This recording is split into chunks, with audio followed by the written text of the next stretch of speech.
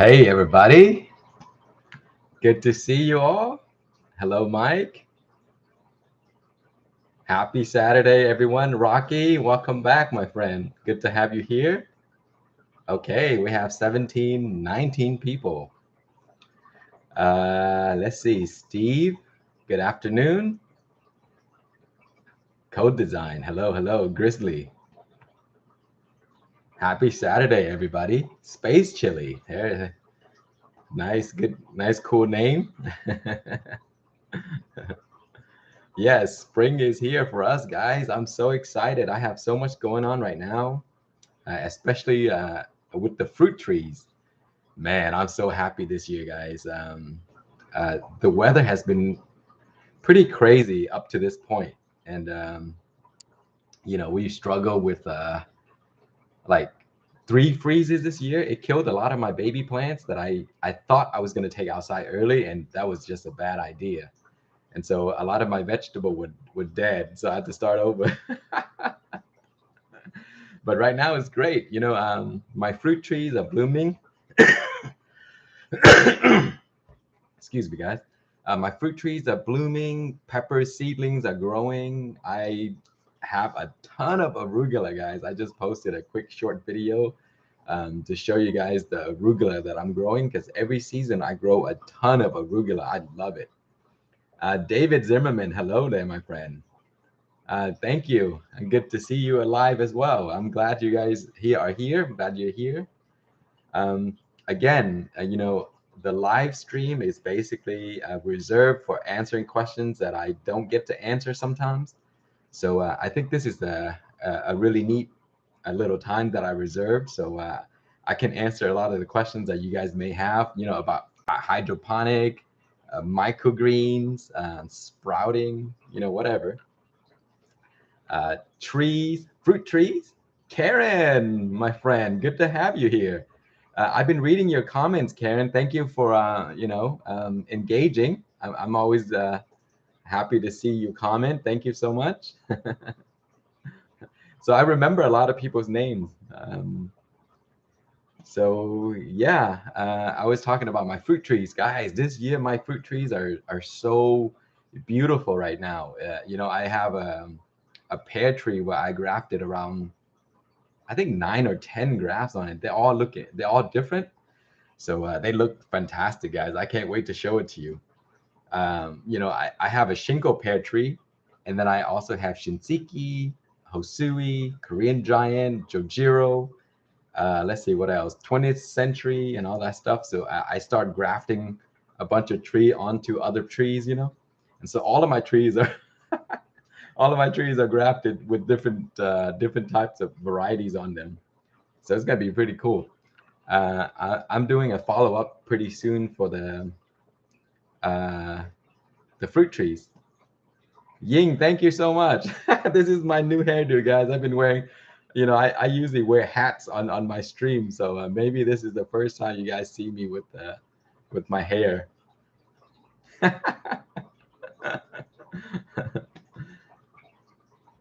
So yeah, we have 36 people already in the chat. Thank you so much for joining on a Saturday. I have a lot of peppers starting right now. I'm waiting until I harvest all of the arugula before I start putting the peppers in. Karen, thank you so much. And I think this year I'm gonna do some pepper grafting. I'm trying to I think I'm gonna try to make that Franken tree that I used to have back a few years ago that was killed by the freeze. So that's in the work. I have some sweet peppers variety that are ornamental that I worked on, and a bunch of herbs. I'm growing a lot of herbs this year, guys.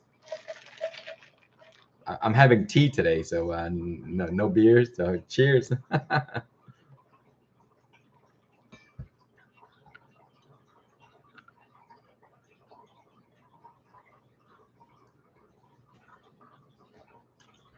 So right now, I think I mentioned earlier, I'm growing a lot of cool weather plants.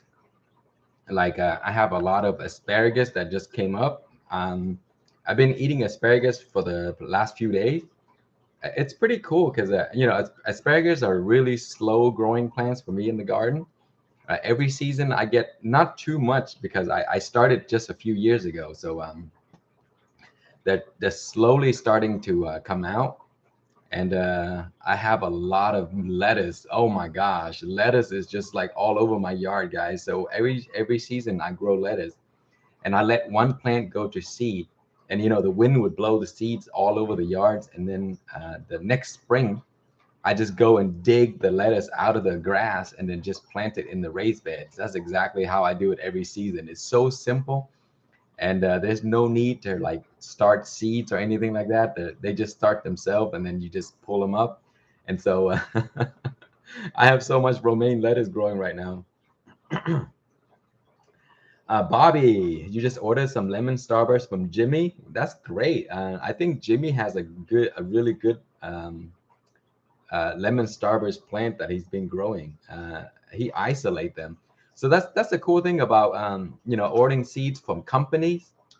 They go, most of them go to great lengths to make sure the seeds are isolated, which is a good thing because then you grow them out and you know exactly what you're expecting. So that's one thing I do buy seeds sometimes for the exact purpose. I want the exact seeds, without the potential of being cross pollinated. So yeah, I do buy seeds from time to time. Let's see, what are you guys growing right now? Are your zone ready to grow yet? And some people up north, they still it's pretty cold. That's great, Ying. Yeah, peppers is just so much fun to grow. Once you start growing peppers, you're gonna want to grow more peppers, and then you're gonna grow other things too, not just peppers. So it's gonna be a great adventure into many things. The one of the greatest joy in growing peppers is you will eventually find a variety that you love, and then you're going to stick to that one. And then also you may even try to crossbreed your own, so that you can have one to name your, to give a name to your own pepper, which is what I did, and it's fun. It's a lot of fun. Snow pea in zone 8. Oh yes, I love snow peas. Snow peas are just amazing plants. You can eat the shoots too. I grow snow peas for the shoots because when they grow they can climb and stuff like that. And I try to keep everything contained. And so I grow snow peas for the snow pea shoots. Oh man, it's just so delicious. Probably one of my favorite types of plants to grow is pea shoots, and snow peas is a great variety. Zombie, you're starting seedling indoor. That's great. I do that too. I start all of my seedlings indoor, like 4 to 6 weeks in advance before I take them outside. It gives them a head start, and also, give you something to do while you wait for the weather to kind of warm up. Indoor hydroponic cutes. Man, I love growing hydroponic cucumbers. They're so easy, and they produce a ton. Last year I grew hydroponic cucumbers, and I mean, I couldn't eat them all. They just every few days you come out, like every 2 to 3 days you come out, you get cucumbers, and then they'll grow back when you cut them. They'll sprout new ones when you cut the old ones, and so every few 2 to 3 days you can cut cucumbers. So it's a very good plant to grow indoors. But you do need the space though. They do climb, so you also need to do a little bit pruning. Oh, North Carolina for Bobby. Yeah, North Carolina probably not yet. Right? I think you guys move yours out like late April and May. Yeah, we're lucky right now. We're in Texas, so further south, and usually late March is when I take my plants outside, and then April they start to grow a little bit, and then sometimes in May and June that's when I start harvesting. But this time I started them a little later, so they won't. I probably won't get any harvest until like July and August, which is okay because July and August is just so hot anyway, and so a lot of my plants would probably drop a lot of the blossoms and stuff. So heat is just a huge factor when you're growing peppers.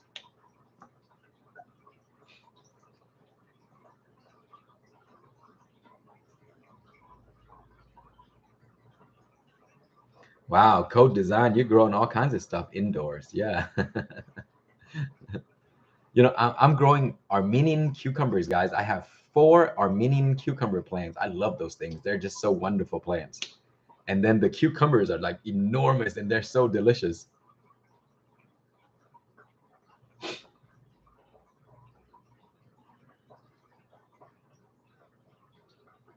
Oh, also, I'm growing a lot of lettuces inside my grow tent because I don't have any thing else going on. And so I took a bunch of the lettuce from the grass that I dug up, and I put it inside my hydroponic system, and I grow it inside my tent. And I have lettuce, so much lettuce. Like I haven't bought romaine for like since winter began. So yeah, so you can always grow, lettuce inside your garage, because lettuces are, they're cool weather plants, so they can stand pretty cold weather and still grow fine.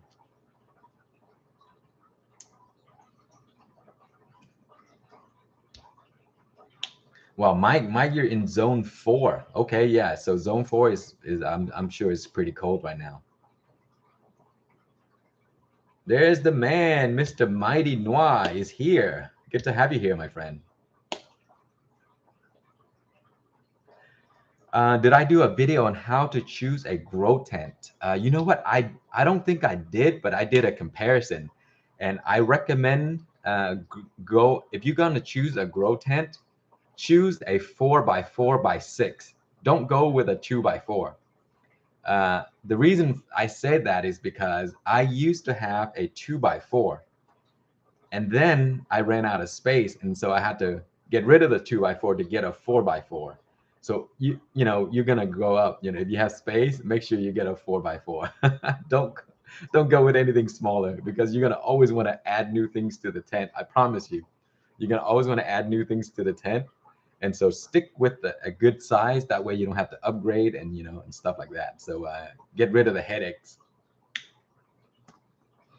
Yeah. So for a grow tent, one of the most important thing when I choose a grow tent is a nice quality tent with a good zipper, guys. You don't understand how important a zipper is for the tent until you own one. I open my tent like 2 to 3 times a day. I'm telling you, it's crazy because sometimes I want to sneak in and look at my plants, and I'm always going out there to see what the plants are doing. They probably look exactly the same, but I always go in and out 2 or 3 times a day, maybe even 4 times a day. And so it's very important to have one with a good zipper. I've had a few that had bad zippers.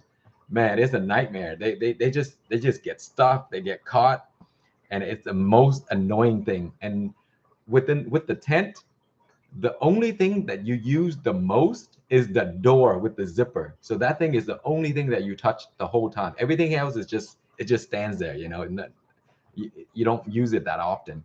But the zipper is what you use the most. So make sure you get one with a nice quality zipper.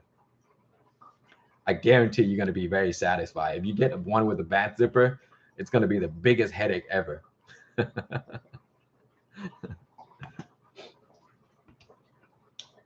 And most of the tents are pretty much the same way in the way that they make the frame. So it's just these metal bars, right? So all the tents are pretty much the same, unless some that comes with plastic bars, but other ones are metal bars. I think they're all of them are metal bars these days, and so they're all the same. So the you know the fabric and the zipper is what you want to look for. Mr. Obsessive Gardener, hello, my friend. Good to have you here. Yeah, I wonder what you're growing this year because I love watching your taste test video. I can't wait to see more of those taste tests.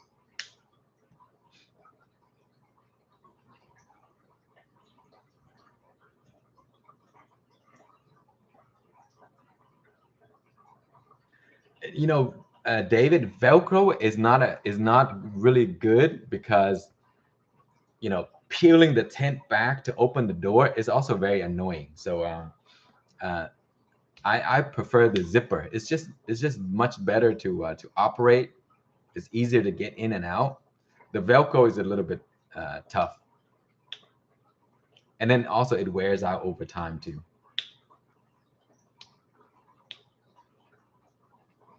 All right, a bunch of crazy stuff. I hope, yes, I can't wait to see it. Hot and spicy and sweet. I used to grow a lot of spicy peppers, and then over the years, I start to go into the sweeter peppers, the one that with better tasting. So I kind of like shy away from the super hots because I can't handle that much of them. But they're great for making hot sauce and stuff like that. But right now, I grow them to eat raw and stuff like that. And so I like to grow, the sweeter kind, like the ahi varieties are great. And some of the sweet ornamental varieties that I just created that are just massive producers, they're great because, when I work in the garden, I always pick peppers and just eat them when I work. So I love the Brazilian starfish. You guys, if you haven't not grown Brazilian starfish, they're very interesting peppers. They taste great. They have a little kick to them, and I mean they're just beautiful peppers, and they're snacking peppers and taste great. So I grew 3 plants last year, and they were great producers. They have really good taste. Um, and then let's see, I grow sugar rush. Sometimes I don't grow the sugar rush; they just grow in their own, and they're just great variety. They're very tough. What's a good sweet pepper to grow in the Aerogarden or a jar? Hmm. Let's see. The one that I grow right now is called the Queenie, which I created myself. And man, they're beautiful. They produce so much. Look at this, guys. I just picked a bunch of them. I hope you can see it. These are for seed. They're like the ornamental peppers, like this. They're very sweet too. So I just eat these all the time. And I grow them in my Aerogarden. They're just sitting over there, and then I just reach over and just eat a few. Sweet pepper to grow in the Aerogarden. Let's see. I would stay away from the rocados because rocados they grow very skinny and tall, and they just fall all over the place. Let's see. I haven't grown any sweet peppers in the Aerogarden. Maybe try the biquinos. Biquinos are great. I like biquinos, and you can actually maintain it too. And they're pretty productive. I like the pequeños because they do taste a little sweet. And sometimes you get a one that kick a little bit. They're little, and you can trim them to keep them small, and they're really productive. That would be a good one.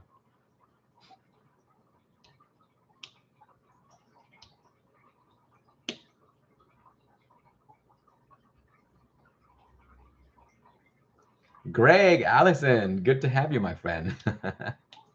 Thank you for joining me here.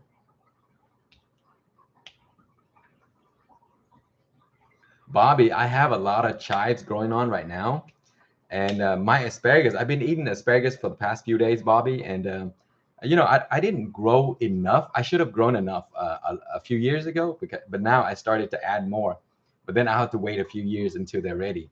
But I do have a few asparagus patches that are over 3 years old. So every few days I get a few shoots, just 2 or 3 shoots. That's all I get. But, I'm still very happy that I don't eat a lot of asparagus. So 2 or 3 spears every few days is great. And my chives, oh my gosh, they grow like crazy. I mean, I don't think I'll ever run out of chives, even though I have a very small chive bush. They just grow so much that I just never run out. And I grow a ton of arugula, so I have arugula like the entire season. And every day I can eat arugula salad every single day, like a whole bowl, and I would never run out because I grow so many of them. Let's see. How is the lighting pepper in that new? Oh, Mighty, you're asking about the botanium. I really like that little unit because as I mentioned in the video, I'm always growing small hydroponic stuff, like small systems. And the small system that I grow, I DIY, so they look a little bit, not very pretty. But the botanium is actually, it's very elegant. It has an elegant design. It's big enough. It's bigger than my little system, and it grows lettuce amazing, guys. The only thing is it only grow one lettuce. But the thing with that is you grow one romaine lettuce, right? And you don't eat the whole thing. You don't cut the whole romaine head. You just like harvest 3 to 4 leaves or 5 leaves, and then a few days later they'll grow back, and you harvest more leaves, and a few days later you harvest more leaves. So you have lettuce for like maybe up to 2 weeks. So it does seem little, but one lettuce head is all you need really. If it's just you eating. So yeah, that little device is pretty nice. I like it. It's very elegant. It looks nice. I can put it on top of my counter. The only thing is I need to provide light. But what's cool is in my kitchen I have these hanging lights that are like that hangs over the counter, and so I put the botanium under there, and the light works just fine. So it's pretty cool.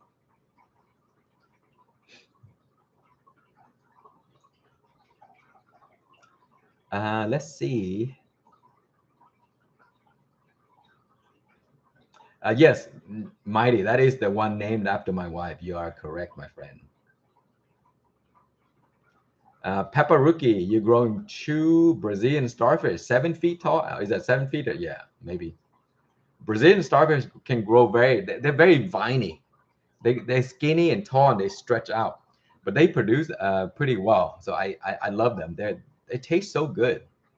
They just have a really unique shape to them.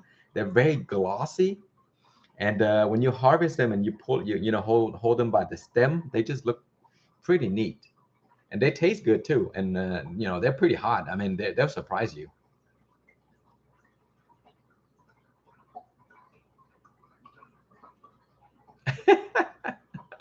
Mike said asparagus makes stinky pea. Yes, you are correct, my friend.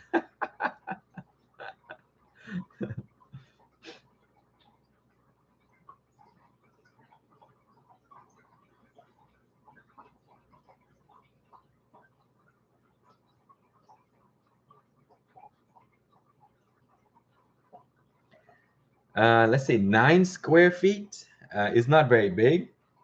So it depends on what you're growing. You can grow a ton of lettuces in the 9 square feet. For peppers, maybe two or three large plants, because they're pretty big. Yeah, 3 by 3.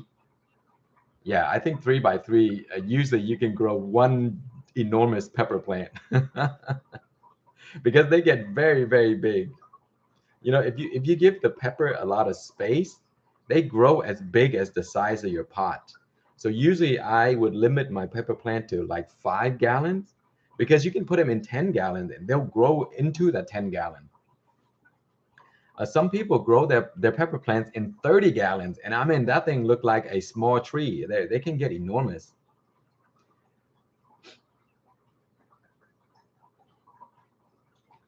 Look at Brian. You have 3 habaneros and 2 devil's tongue in hydroponic. That's great. I think I've grown devil's tongue years and years ago. I haven't heard of that variety in a while. But habaneros are like my go-to. I grow one every year. They're just such versatile variety. You can use it in anything.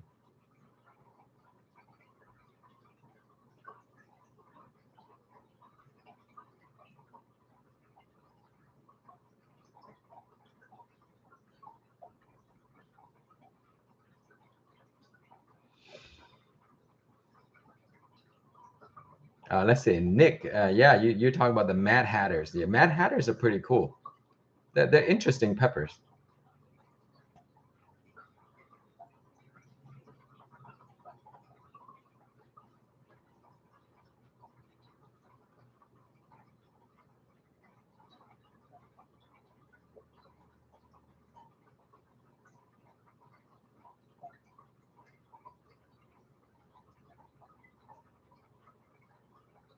Oh my God.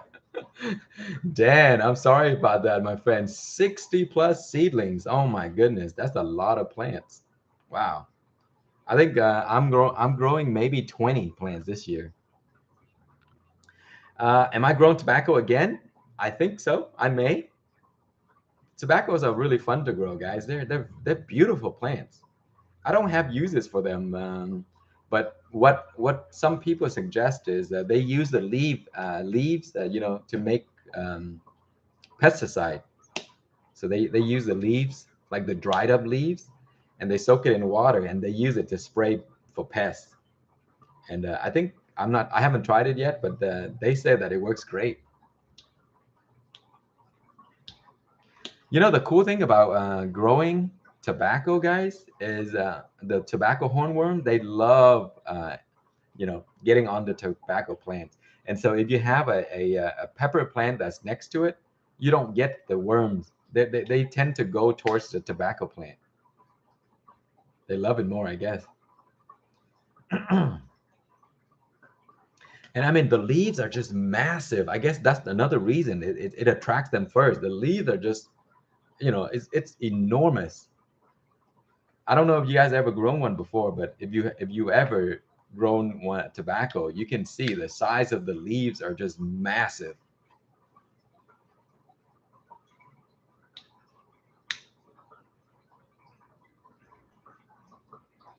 Yeah, hydroponic is something that that I do throughout the year, especially in wintertime. In wintertime, I grow strictly hydroponic because it's too cold to grow anything outside. And inside my garage is warm enough to grow mostly everything, but more of the cool weather plants like cabbages, lettuce. Sometimes I even grow tomato. They do just fine. But I stick to lettuce, arugula, and microgreens are great too. So having a grow tent, if you guys are in zone 4, 5, and 6, maybe if your season comes later, invest in a hydroponic setup. They're much cheaper than they used to be. I remember back when I first started hydroponic, those UFO light, they're like very small, and it really only can do one plant, one tiny plant. It costs $600, guys. That's how much it cost back then. And now for $600, you can get a light that can fit like a 5 by 5 tent, and you can grow a ton of stuff. So yeah, uh, and I've had a few lights that have lasted 4 or 5 years already. So they basically pay for themselves. Let's see, Mighty, am I growing new radishes? Yes, I'm growing a few type of radish.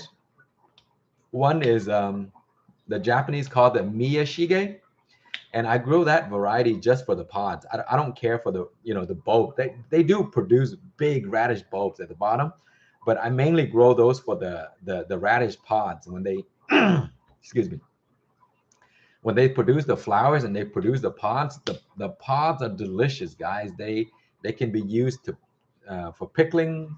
They can be used for stir fries. You can eat them raw. They taste just like radish. Chris, my friend, good to have you, Chris. I'm surprised you're still up, my friend. My buddy Chris is from Norway, guys. Hello, Mr. Norway.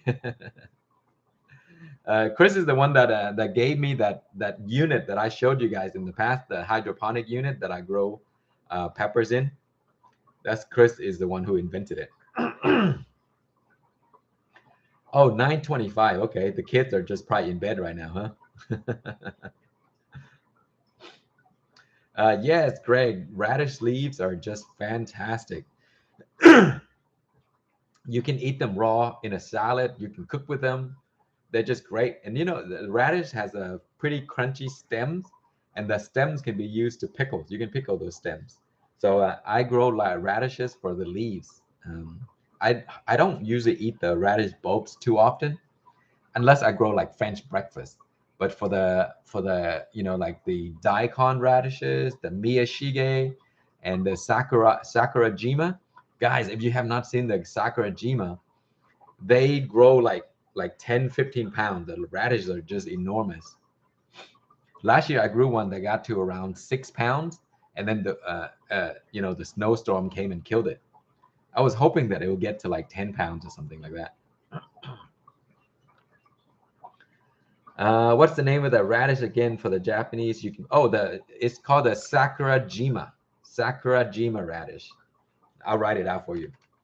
Sakurajima radish. There you go. They call it the giant radish. They grow enormous, guys. They're huge.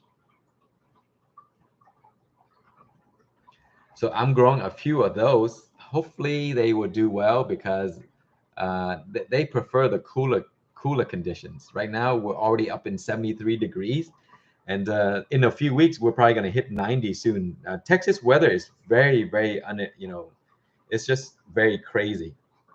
So sometimes you get like 30 degrees one day, and then the next day it's 75 degrees Fahrenheit. It's ridiculous. And so spring would come, and it's summer right away. So we have a very short spring.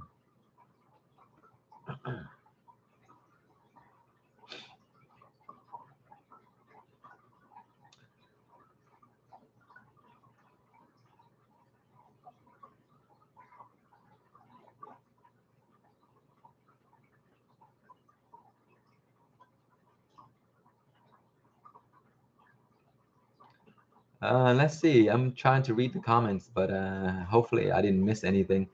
Uh, Eric, did you ask something? Could you write it again? I'm sorry if I missed it. Any of those hair, you mean the radishes? The Sakurajima, they do have the hair on the leaves. So usually I don't eat the Sakurajima radish leaves, but the daikon do have a little bit of hair on the leaves, but you can still eat the leaves. They're not big of a, you know, they're not very hard. Mario, greetings from Mexico. Hello, my friend. Thank you for joining me. Wow, you're growing some good stuff. Serranos, I love serranos. Serranos is like one of my favorite peppers. It's so underrated because it's always available. But I always love serrano because I make these pickles out of them. They're just so good. Yeah, serranos is one of my favorite. They're just so crunchy and just like the perfect heat. Beets, yes, beets are great to grow. And also, I love beet leaves too. I always grow beet for the leaves. I hardly eat the root of it, but they do produce pretty good size. I always grow them as microgreens too. Beets are amazing microgreen stuff.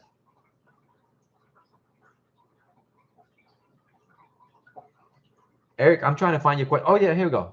Eric, I just did a hydro to soil transfer yesterday, and had to drop the roots to about 3 inches because they were hard, were entangled in the Aerogarden.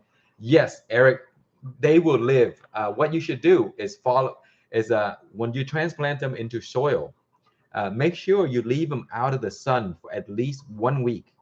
So leave it outside of the sun, put it in the shaded area, and make sure you water the plant more than you would, usually, because the roots just came out of water, so they need more water than usual.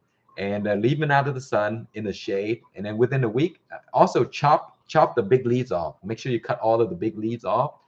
Give it a good trim if you can, because if you do trim, it does help with the recovery. Because if you don't trim, the leaves are going to die anyway. Some of the larger leaves, they just, because the roots were damaged, so there's not enough roots to bring up the water to feed the plants in the meantime that it needs to recover. So it's going to wilt a little bit and drop the leaves. So it's always good to cut those big leaves, give it a little trim. Because you cut the roots, that means there's some roots already there, but they also have to recover by growing new roots. So make sure you condition the roots and make it wetter than usual. Leave it out of the sun for about a week to 2 weeks, and you should be good to go. It is a very slow process in the beginning, but once they reestablish roots, it's going to grow very fast. Yeah, so your plants are not going to die. I just did 3 plants from my Aerogarden into soil, and they're doing fantastic right now. I need to show that to you guys soon. I posted a few pictures. You know, if you follow me on Facebook and Instagram, I posted how I did the transfer, and the plants always make it. But the biggest thing you need to do is keep it out of the sun and also give it a trim. If you don't trim it, the leaves are going to die anyway. So if you give it a trim, it's actually better.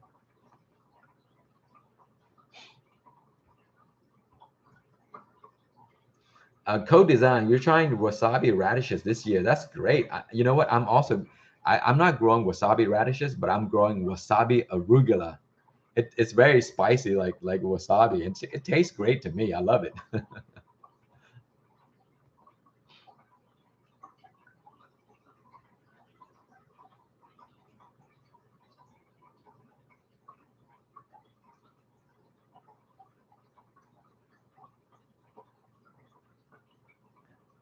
What? Dan, you got free wasabi grown outside? You know what? I've been trying to get wasabi. I don't know how to get it. It's just so impossible to get wasabi. And I looked online and they sell one live wasabi plant for like 30 something dollars. I was like, I don't want to buy $30 plants and kill it. So yeah, I mean, I don't know how to get wasabi plants.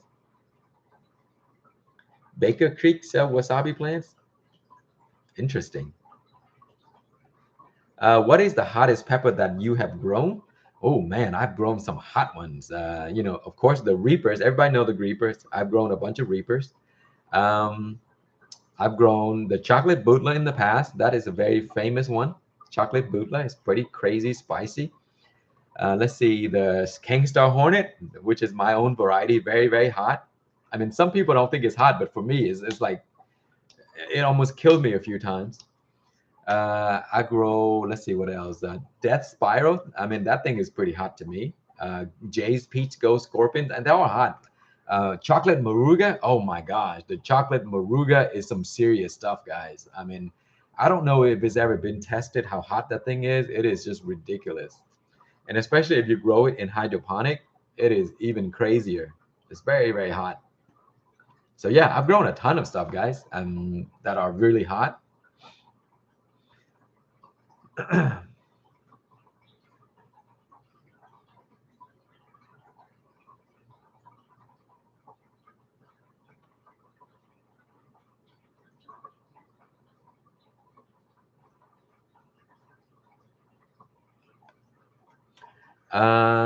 Mighty, I have not tried wasabi cress, but I'm growing right now actually a few cress that are very spicy.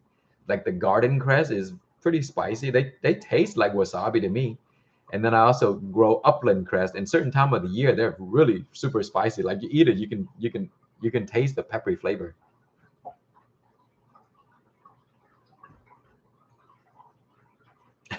Chris, you and I both, my friend. If you ever successfully grown wasabi, Chris, you must make a video because I need to learn. I want to grow wasabi,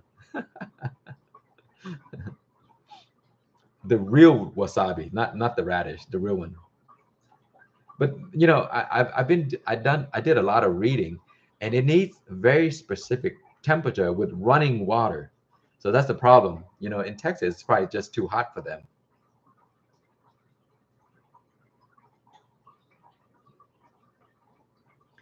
Julian, do I have a suggestion for mixing some sweet peppers with super hot for sauce? You know, I don't have any suggestion, but that was my original idea when I created the lemon starburst.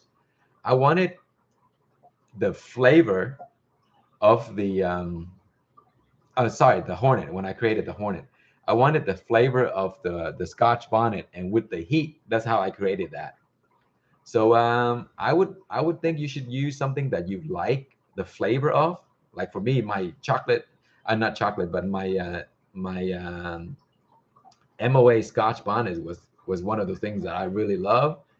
And Bahamian goat is another one that I really really love the flavor. It has good heat, but I want it a little bit hotter. So I created the Hornet that has sort of like a mixture of both. But also, when you breed peppers, make sure you breed varieties that are compatible. You know, like Chenense should always cross with Chenense for the best results. Can you do with other varieties like the annuum? Yes, you can, but it may not always give you the best results, you know. So it might be a little bit of a challenge. Does hydroponic increase capsicum? You know, I don't know for sure, but when I grow them, Travis, I always grow my white Thai in soil and also my white Thai in hydroponic. The hydroponic one is twice as hot all the time, every single time. I've grown uh, lemon starburst in hydroponic and also grown lemon starburst in soil. The hydroponic one is much hotter. I think the reason is because in hydroponic, you can mix your nutrients according to how the plants would need it, you know, because it has different parts, you know, the NPK. So you can actually mix it. And then they have those micronutrients and macronutrients. You can actually adjust those to exactly what the peppers need so that they can maybe have better flavor and maybe more heat.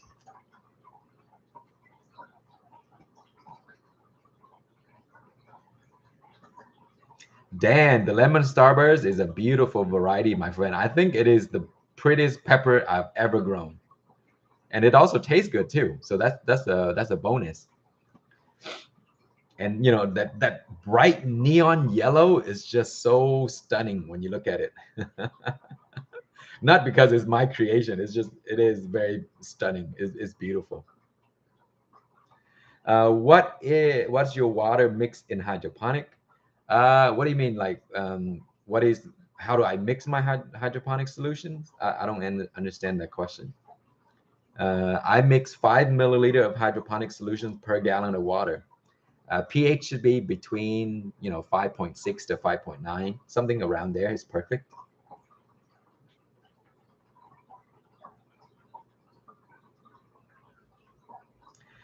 Eric, the white Thai, no, it pretty much remained the same heat level. It is very hot pepper. You know, for a pepper that looks so beautiful, it is ridiculously hot. I have some growing right now, the white Thai in hydroponic, and just go there and reach and pick one. The heat is pretty consistent on those. I don't know, they're very hot, especially when I grow them in hydroponic. I ate one last night, and I mean, I forgot how hot they were. Yeah, the white Thai is very, very hot.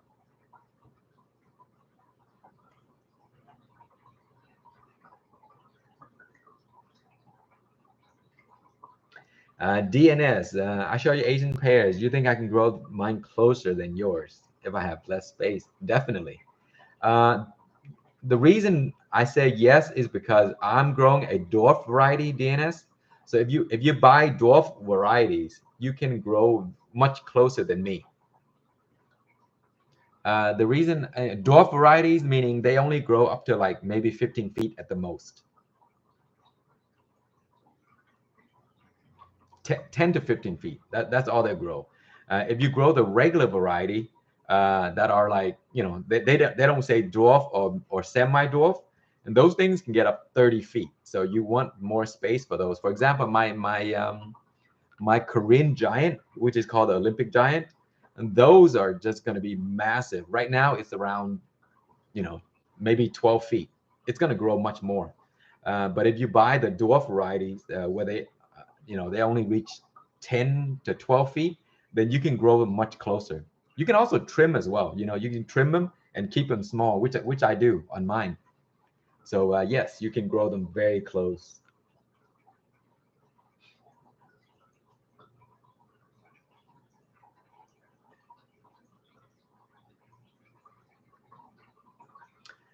Joe, let's see. I was told to let the soil dry for peppers in the summer. Simulates drought and productivity. I don't know, my friend. I don't think you can simulate drought because what happened is if there's peppers are very sensitive, and so when the soil it becomes too dry, it's gonna kill it. You know, they're gonna start dropping flowers right away. So you don't want to wait until it looks like a drought. You need to always have the soil moistened because that's how that's how they grow best. They don't like being without water.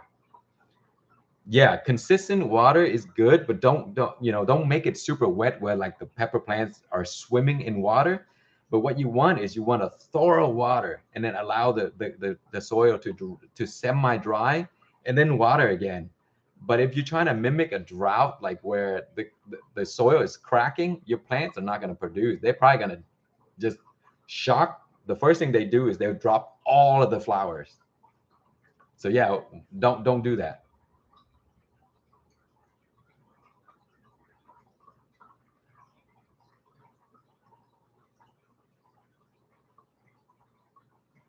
Yeah, yeah, okay, yeah. I mean, I think they maybe what he meant is to let the soil dry before you water again, which is that is a good idea, but don't let it become sort of like a drought where the soil is cracking, because the pepper plant will drop everything it has to try to stay alive.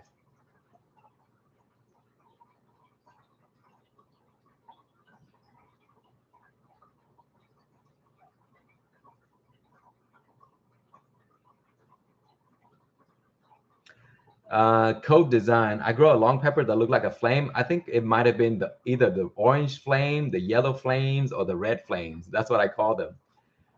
They are gorgeous plants. I have three varieties. It started out red, and then I grew it again. A few seasons later, I got a yellow. And then I got an orange. So they all three varieties look exactly the same. They just look exactly the same, but three different colors. And that is just naturally through the process of selections.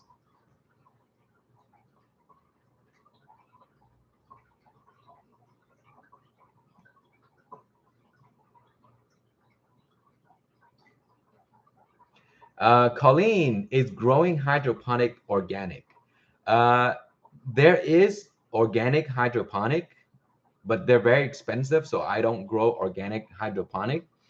But what I can tell you is that when I grow my plants in hydroponic, it is very, very clean. I don't use pesticides. I don't use any spray. It grows inside. I can literally go over to my hydroponic unit. I pull a lettuce leaf out and I just eat it right there. That's how clean it is. So it's not organic, but it's very, very clean. But there is hydroponic organic nutrients. They're very expensive though. That's the reason why I don't think it's worth the trouble for me. If the price come down, definitely organic is the way to go. Uh, Maybe you're asking about aquaponic. Aquaponic is all natural. It uses fish fertilizer to it cycles like an ecosystem. And so the fish poops, and then the poops get fed onto the medium of the plants where the I mean medium where the plants are growing, and then the plants will clean up the nutrient, clean up the water, and it passes right back down to again, and the cycles continue. And so in that way, I think it's more natural.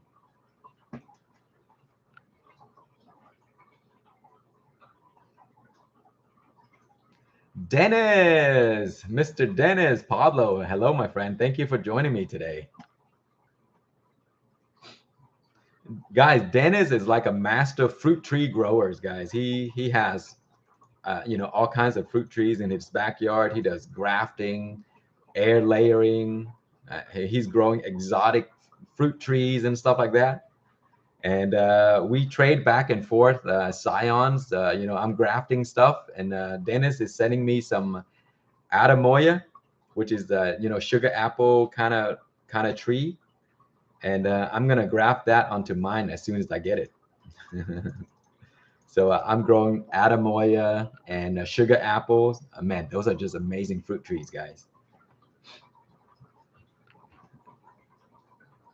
Oh man, GTF. Hello, my friend from Scotland. Allison. Hello, Allison. Good to have you here.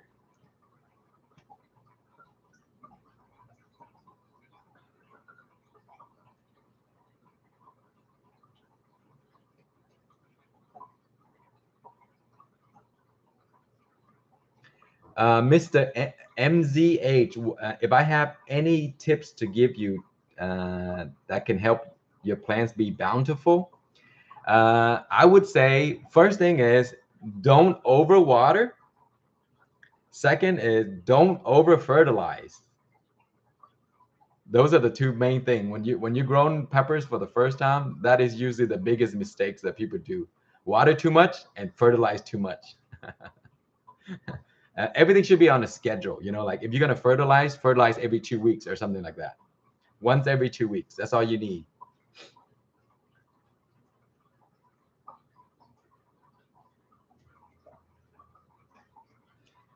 Dan, ahi cherpita seems to be the hardest seeds to grow for me. Interesting. Funny you mentioned that, Dan, because the ahi cherpita, I grew them a few seasons ago, and they produce like so much, like little pods, and so they always drop. And so when they drop on the ground, the next season you see a whole bunch of little ahi cherpita growing. So if you're having trouble growing those seeds, Dan, try to soak the seeds in water for 8 hours before you plant it. It does help.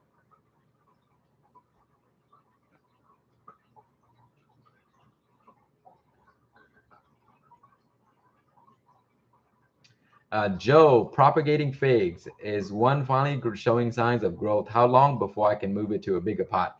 If it's just a small branch, just let it grow until you get a bunch of leaves, and you can tell the leaves are get massive and it looks too big for the container, and that's when you should transplant, when you should move it to a bigger pot. But if it's still a branch with just a few small leaves, just leave it in that little container.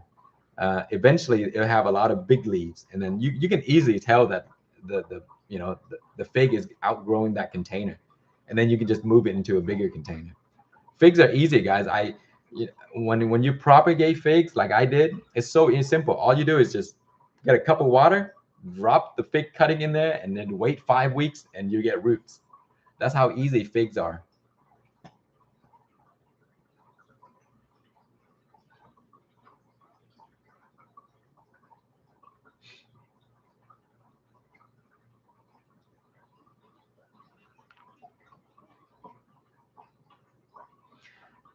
Chad, have I had any pepper varieties that don't work out well in the cracky water bottle technique? Um, I think I tried the Reaper and it didn't work too well because Reapers are very sensitive. And yeah, I think the Reaper didn't work well.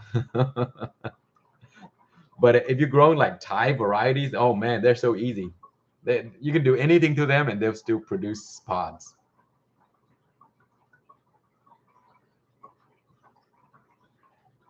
GTF, how's your hydro converter to soy doing? It's doing great. I need to show you the update. It's so easy. Right now it's growing. It has new shoots everywhere. So it'll start to grow. It's going to be my biggest plant already because everything else is still small because I started from seeds. So I need to show you, if you're on Facebook, maybe I'll post a few pictures to show you the update.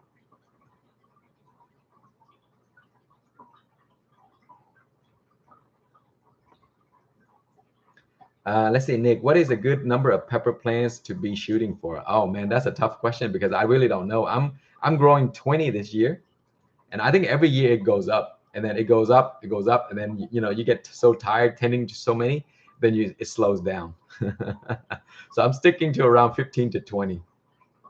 It really depends on the amount of space you have and the amount of time you want to invest into it.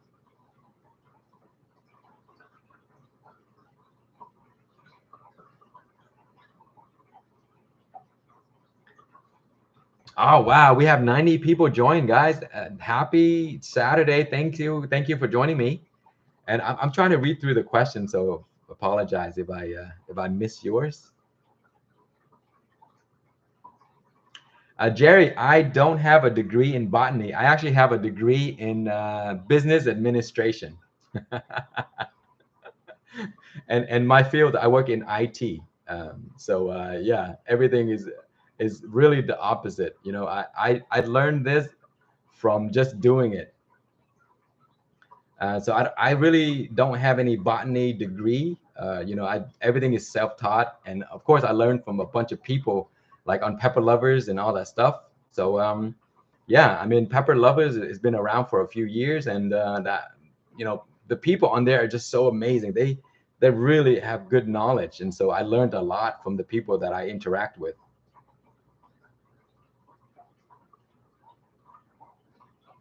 Jerry, thank you. Learned so much from. Yeah, I'm glad you gave me feedback. Thank you very much.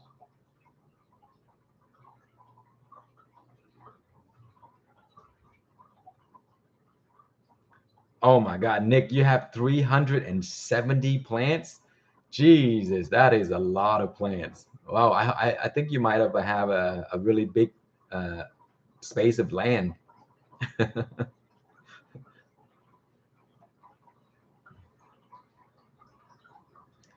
Holly, yes, you're correct.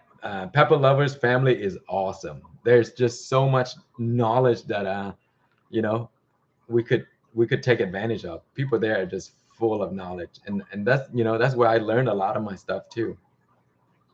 All you have to do is do a post, and you will get like so much information.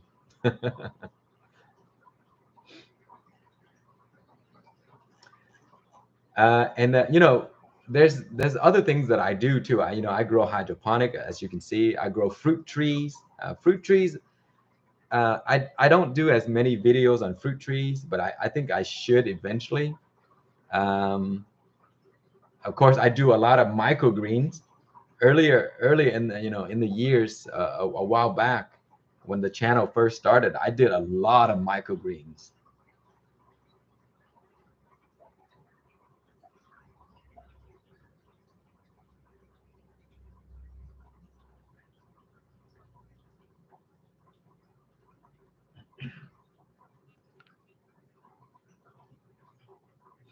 GTF, what made me change my mind about the KhangStarr seeds? Because there's already companies selling it anyway. There's no need for me to be restricting. Uh, Back then, the original idea, as I mentioned, was I created that variety. I was very proud of it. It took me a while to release it because I wanted it to be a way for people to share within the community, to build, a friendship and all that. I grow something that I treasure, and then I give it to somebody else, and then that person would give it to somebody else. It wasn't for making money. When I breed all these varieties, my intention was never to make money out of it. And as you've seen, I mean, I never sell anything. I give my seeds out for free. I mean, I think I spend so much money on stamps and envelopes every year, just giving out things, and that was the way. I just want people to just you know give seeds to other people. But then somehow the seeds became so popular that people are just selling it, and I didn't want it to be sold in originally. But then after a while, like, why should, there's a lot of people that still respect the idea, and they didn't want to sell it. And so there's half people selling it and half people are not. So I was like, just everybody should be able to sell it. If they work hard to have the seeds and collect it and all that stuff, they should be able to sell it. And so yeah, that was the thing, just everyone sell it, so we all even. It's for sale anyway.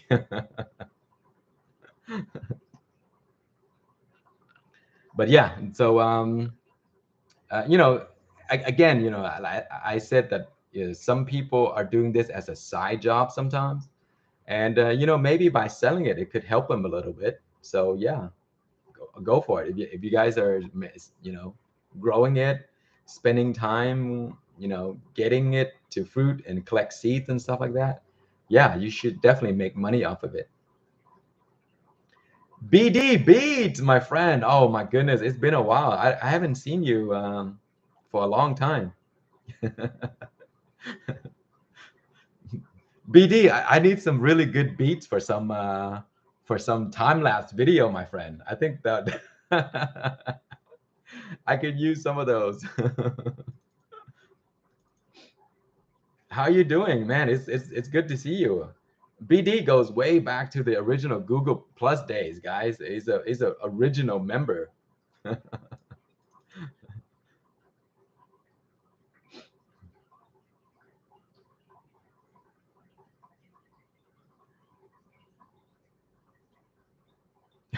Allison, you're growing green peas, right? For the shoots. You're gonna be very happy, Allison. It tastes so good. You know what I did was I'll cut it down, and then I'll just throw on a frying pan with a little bit butter and a little bit of salt, and that's all you need. Oh my goodness, it's so good. And it's full of proteins too. So if you need something to substitute for meat, pea shoots is a great substitute.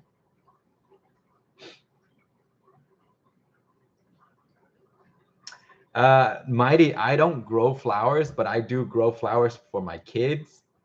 She wanted to grow some purple pea flowers, and also I grow a lot of edible flowers. Have you guys heard of edible chrysanthemum, the vegetable chrysanthemum? They produce beautiful flowers, but you can eat them, and you can eat the plant as vegetables, and you can eat the flowers, and then the flowers are just so beautiful. It attracts the bees and stuff, you know. So I grow vegetable chrysanthemum every season for the bees and for me. Oh, Moon Cotton, you just got your Aerogarden today? Oh man, that is very exciting, my friend. You are going to love it. I mean, I don't have anything to do with Aerogarden, but I think it is just an amazing thing to have because you can grow so many things. If it's your first time, I would suggest starting out with growing herbs like basil, grow basil, and then gradually go up to lettuce, grow lettuce. You can grow a ton of lettuce. I mean, you can feed your entire family for like weeks when you grow like 2 or 3 lettuce in there, like romaine. They're beautiful too. They taste great and they're so clean. You just go to the machine, grab a few leaves, and just eat it right there. That's usually how I do it. And then once you get used to the how the system works, grow peppers. The thing with peppers is it takes 4 months to produce fruits. um so it's you invest time, and in that time you can't grow anything else. So I have 2 units, and yeah, I love that thing. I've been using for many years. It's just such great uh hydroponic system to grow so many things.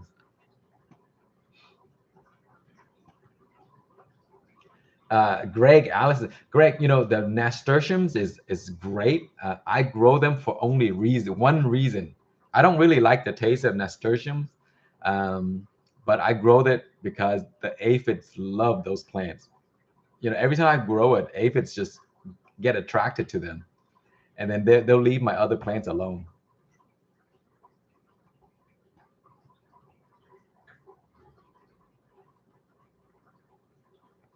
Alpha Dog, how do I get different colors in the pepper pods?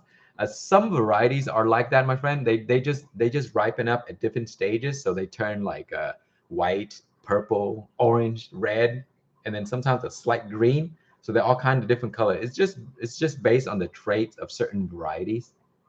Like for example, if you grow like the Ahi Omnicolor, Ahi Omnicolor is just beautiful, and you will see all those different colors on it. It's just a trait of that plant. That's it. It's nothing that you do.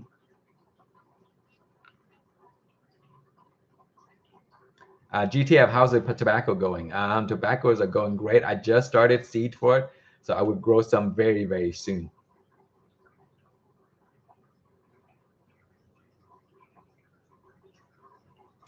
I Chris, see you later, my friend. Thanks for stopping by. I think we need a. I'll call you soon so we can talk about others. But yeah, have a good night, my friend.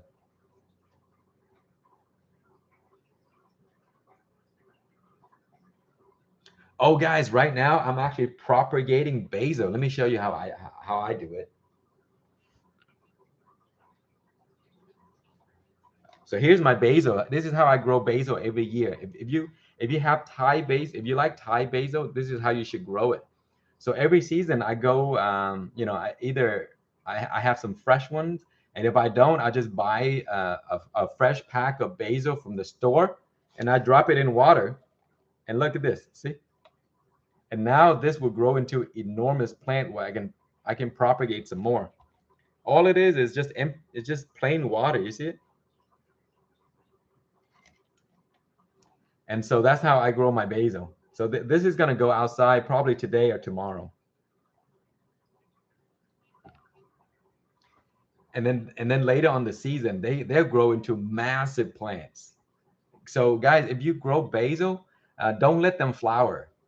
Actually, let one flower. So I always grow basil, right? And I grow like 3 or 4 plants.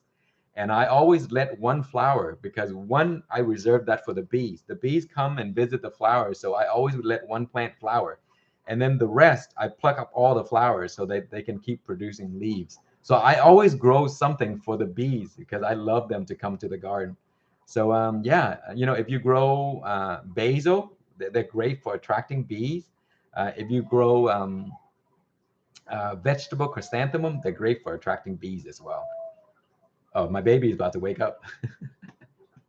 All right, guys. So it's been an hour now, so I gotta get going because my baby's waking up. So yeah, it's a great Saturday. Thank you for joining me, and I'll probably try to do it again next week or something. Bye.